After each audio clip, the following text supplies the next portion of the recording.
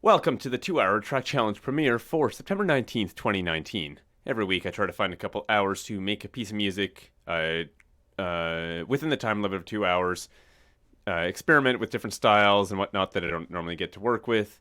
And sometimes it comes out with the cool results, so I like to share this with the world. First on this premiere on Twitch, and then I'll make sure to get a quick little video so that I can put this up on Saturday on YouTube. But that's enough rambling. Why don't we start off by listening to the track here? R-U-A. No. Boom. Boom. Boom. Boom. Boom. Boom. Boom. Boom. Boom. Boom. Boom. Boom. Boom. Boom. Boom. Boom. Boom. Drop the beat. Boom. Boom. Boom. Boom. Boom. Boom. Boom. Boom. Boom. Good job. Boom. Boom.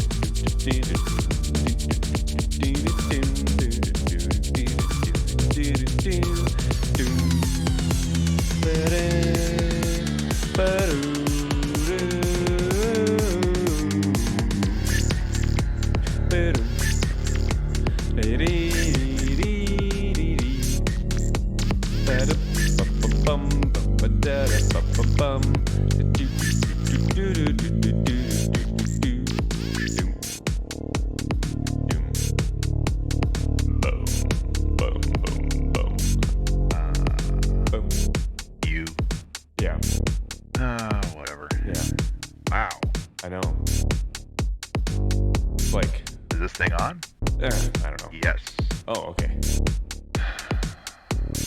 What's wrong?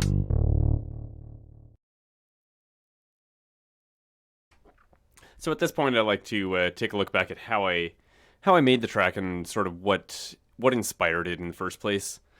And I'll start off with just a little story of the inspiration here. It's really the only real inspiration I had going into it. And that is that I got a new pair of headphones that week.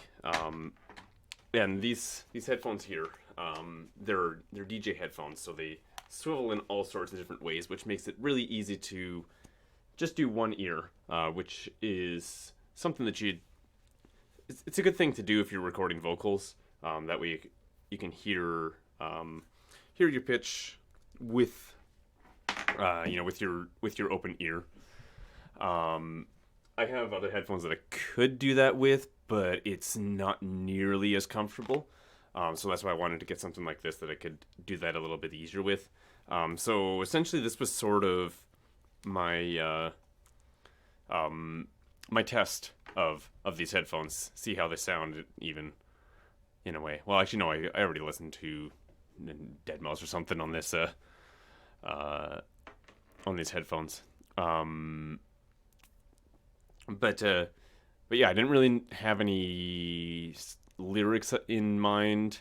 So you just heard I just sort of ad-libbed a bunch of noises, and um, what those noises are on top of. Well, I just started in a direction and I just ran in that direction. That's how I. Sorry, I just bashed the headphones into the microphone there. That's how I decided to work that. That's how I made the rest, or that's where the rest of that came from. It's just starting in a direction and going, and then at some point pulling the mic out so that I can test out using those headphones on a vocal track. So why don't I transition here to the main screen? Then we can take a look at a little bit closer at how what I used to make the song. Since I don't record these live, or since I don't record the actual making of this or stream it or anything, I still want to have I still like to have a little bit of a gateway into what went into making the thing. So I'll just show that off right now, and yeah, start off with this drum track here. Well, actually, no. Why don't I start off with this phone receiver? So Ben Burns has done a whole bunch of sample packs. The Magpie sample pack right here is just a bunch of random stuff that he got. A box of just all sorts of weird things. One of the things in that box was a phone receiver with that plugged into XLR. So he recorded a bunch of samples into that. That's what I chose to do as the intro here. R-U-A. Or that's part of it. So that's the letter R. Like he's got the whole alphabet in there. So R-U-A. I couldn't make any more of a sentence with the sounds there, so I just went with that. And then of course the drums also kick in at that point. With a little bit of an intro there. It's just this is all Vengeance EDM drums. It's just like a bass drum and a snare.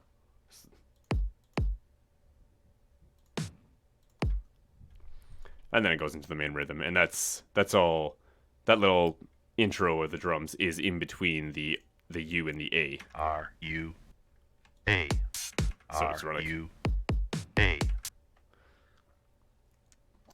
And then the main rhythm of the drums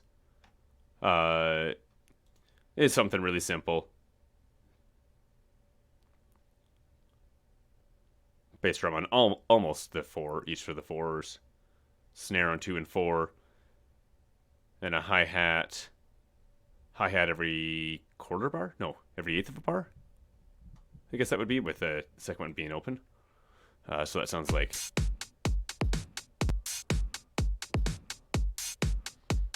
It's just a loop of that. Eventually there's a variation. Good job. Oh, that's still soloed as well. And then it goes back to the main thing. This is just... He's just add a little bit more kick drum to add the intensity as a rise. But I should talk about that later once I actually get to that part of the song. No. We also got this bass here, which is... Let me turn down the Vox and Go sound. The bass is from Voltage Modulator, which I actually got for free on a sale. And it was just a preset that I found. I still haven't figured out how to use this thing, but I want to. No. How to make my own patches, but... No. So the bass sounds like that.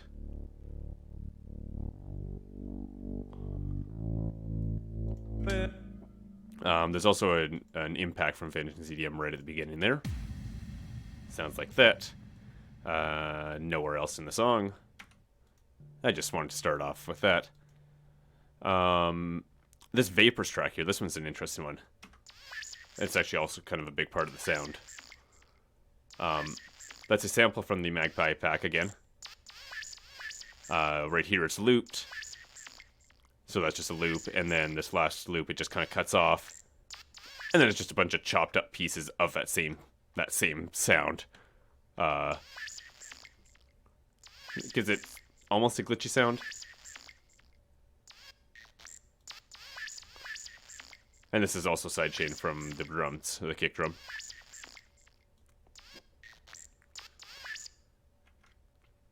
And with a bunch of EQ as well. And the last layer, other than the vocals, is this Bode Gamelin, which is a cool little instrument that, if I remember correctly, I bought a vibraphone sound library, and they gave me a free library with it. And this thing sounds creepy. I use this thing heavily in Requiem for Nihilanthe, just because it really helped that that alien landscape feel of that song. But in this song, it was just a sort of the thing where it's like, I haven't used that in a while. I should use that again. So I just picked it up and threw it in. It's somewhat the right notes. I think it's got a bunch of wrong notes everywhere, but you know, we figured it out. Yeah, and then there's a couple other Drop the beat. couple other phone samples from Ben there. And then of course, my ad-libbing, which is I just saying a bunch of random things. Got a bit of a gate, so that when in between phrases, you don't hear my breathing. It's really weird talking over myself, even when it's just all sorts of shit like that. Yeah, not too much crazy processing there. I think I was just watching how, if I was actually hitting notes there. I think for the most part, like from what I can hear, is fine. There's just a couple places where I kind of missed a few notes, which was problems with my technique. I didn't prepare to go up as high as I did at one point.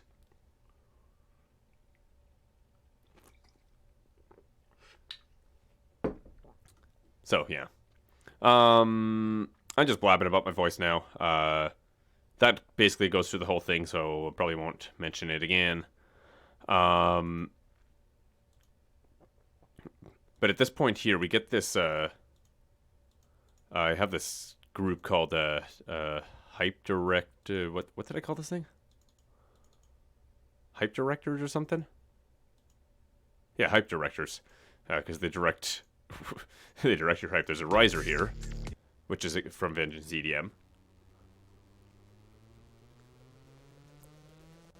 It's the kind of thing that you hear right before a drop. I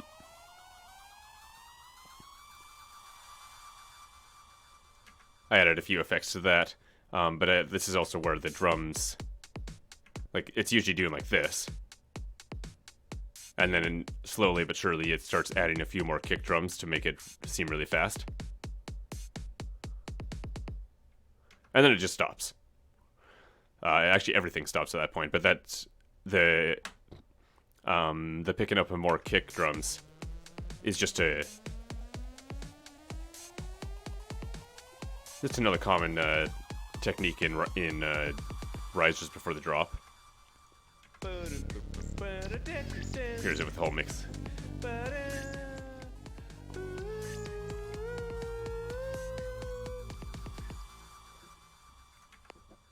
Yeah.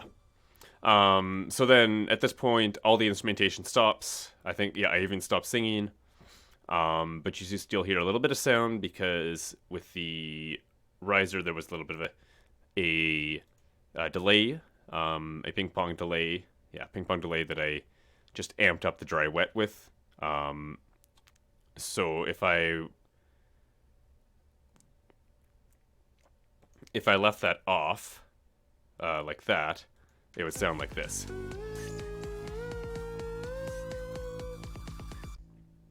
It just kind of stopped suddenly, and I didn't really like that. So I made it last longer. like that. So it's a little bit of sound that still sticks over this silent gap in the middle. But other than that, everything else is basically silent. And at the end of this little break, there's the drums do this kick thing before going into the drop beat, which is just wild.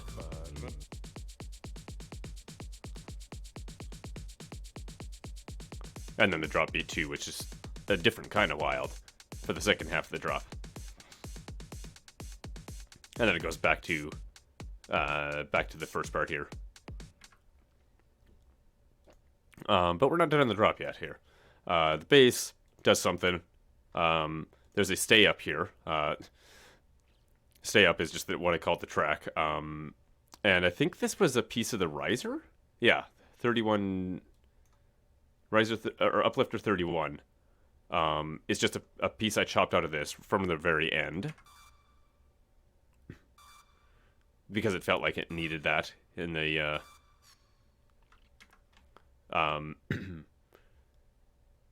in the drop. That's the first part of the drop. And then there's downlifter 12, which is actually that. Comes in the second part of the drop.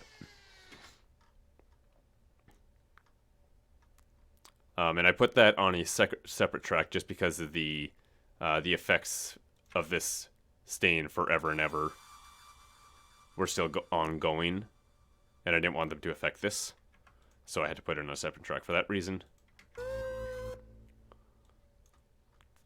Yeah, and then the downlifter, which is, you know, standard sort of stuff.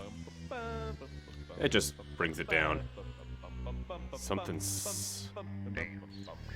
Oh, somehow the drums track turned off. Yeah, and then at the end of that, there's a little phone receiver sample that says dance. And I had recorded all this basically right at the end of the 2 hours. And it was super ad-lib. So I kept saying dance, because it felt right after hearing that.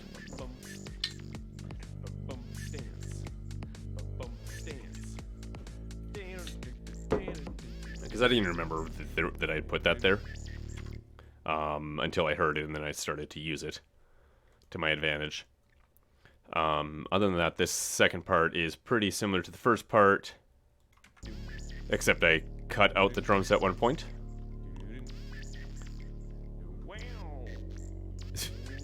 Had a little fun with the vocals there.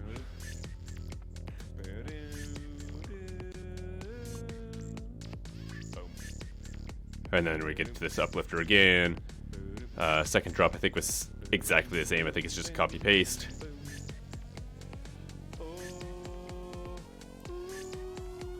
Yeah, except for that, because that's all done across the whole song. Let's see if I can get to the end here, because this is where I got things interesting. This is just sort of the verse thing again at the end here, and then I started to sort of cut things out. Like the fart box already cut out. The bass is now just doing stabs, sort of, rather than full notes, full held notes. And then the phone receiver is just a bunch of random words that I'd found. Whatever. Wow. That just sounded right together. Is this thing on? Yes.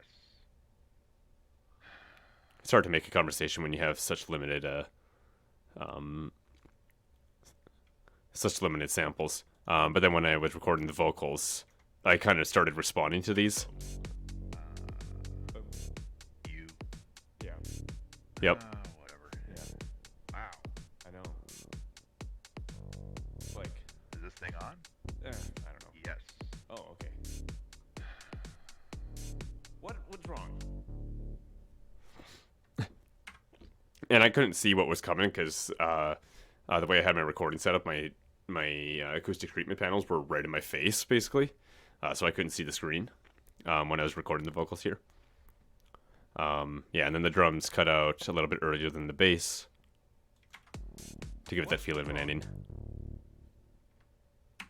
Yeah.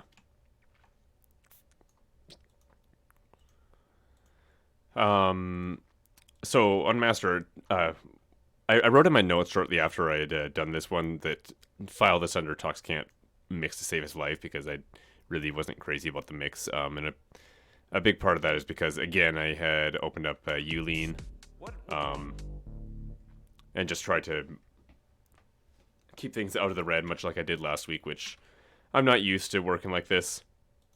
And I focused a little bit too much on that and didn't really pay much attention to the mix. When I listen to it now, I think it's fine. But when I listened to it that day, it's like, this is just wrong.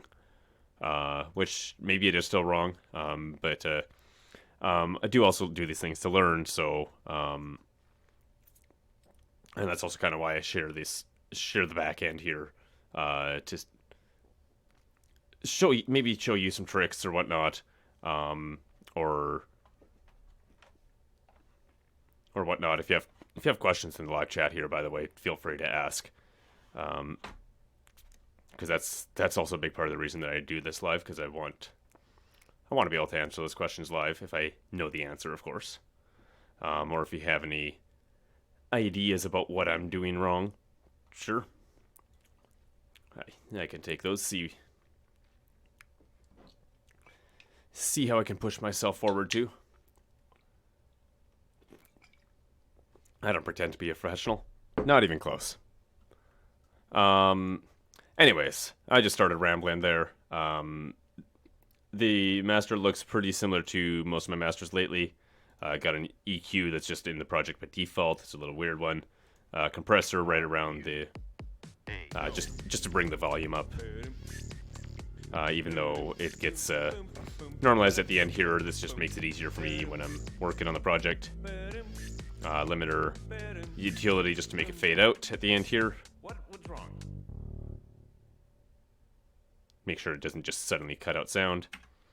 And Vox and Go Recorder is how the sound is getting to the stream. Yeah, so I need a title for this, and I actually have no idea. So Are you? why don't I play this again? No, maybe a little bit quieter than that. I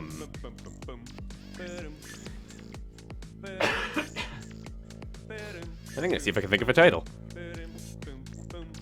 I might as well start preparing a screenshot while I'm doing that.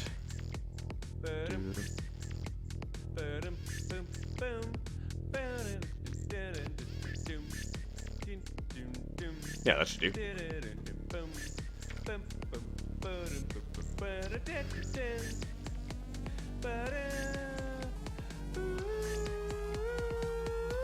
Okay, how about this?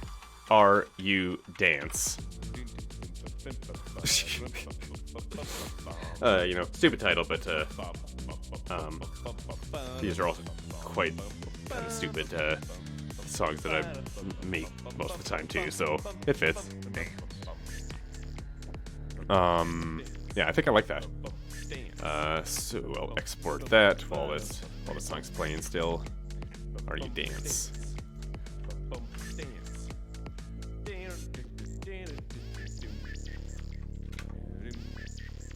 Add it here.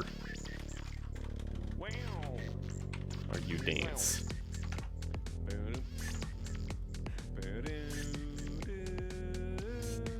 I'll dance.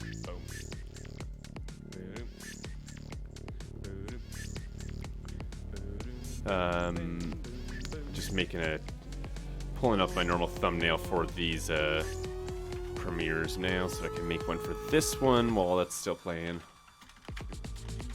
Are you dance? Oh, you know what else I should do is make a video with that command line command and the image I just made.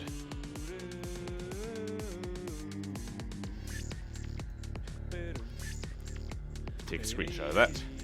Nope, what are you doing? I just about recorded random crap there.